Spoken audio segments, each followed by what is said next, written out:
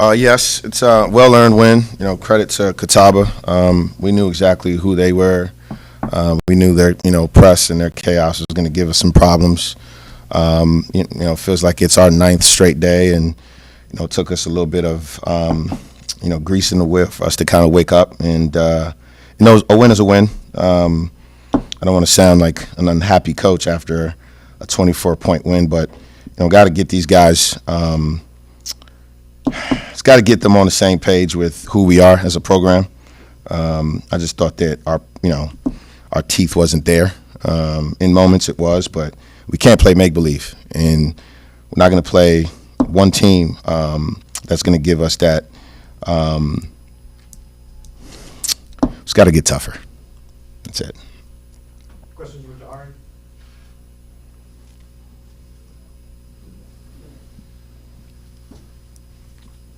What halftime adjustments did you guys make? You seem to get it together a little bit more in the second half, towards the end. Was it anything you changed, or just more effort? I believe that we started to press more. We started to create offense in transition. I think that was the biggest change. We had a lot of transition buckets. Jahari, there's 2 games in a row now. You've logged close to 30 minutes. Are you starting to feel back to what you were before the injury, kind of getting back into it? Where do you feel, if you had to kind of pick where you were on this whole rehab thing, are you all the way back and this is Jahari, or is there still more to come? There's still more to come, but I'm making improvements every day. I've made improvements every single day since I stepped foot on campus, so it's definitely still more to come. Jahari, Bill and I talked earlier that he feels like with every game, it's like the rust is shaking off. Like you're like, oh, this is what I can do out here.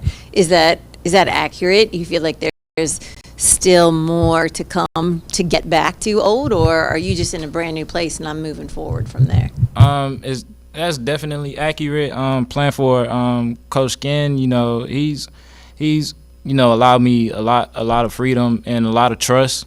He's just he just tells me to stay aggressive. The coaches, assistant coaches, they tell me to stay aggressive.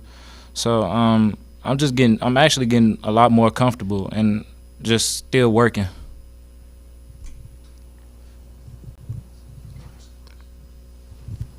Coach, how'd you feel about the physical play tonight?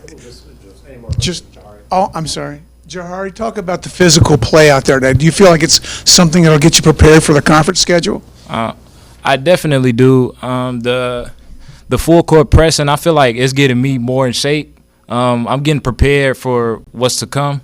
So I'm actually glad that we played this game. I feel like it helped me a lot. I feel like they let you guys play, too. Yeah.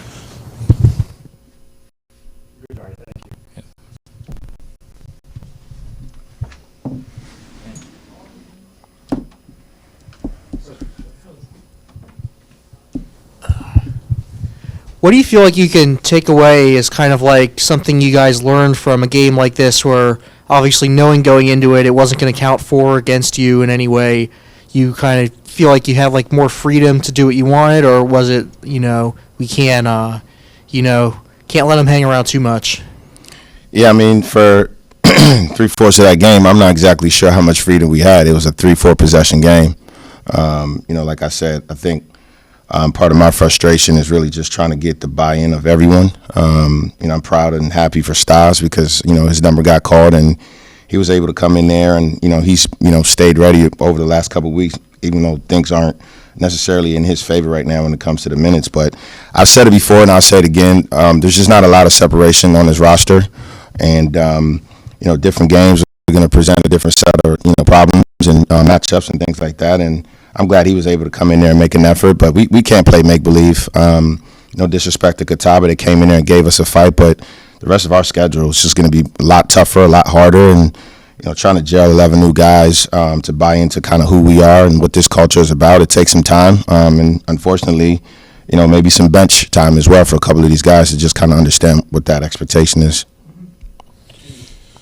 Being down 3 players to injuries, do you feel you've had to extend the bench, are guys getting minutes that wouldn't have necessarily gotten minutes? And is that part of trying to figure out where the team's at with, as you mentioned, the new way of college athletics where you're rebuilding a whole roster every year?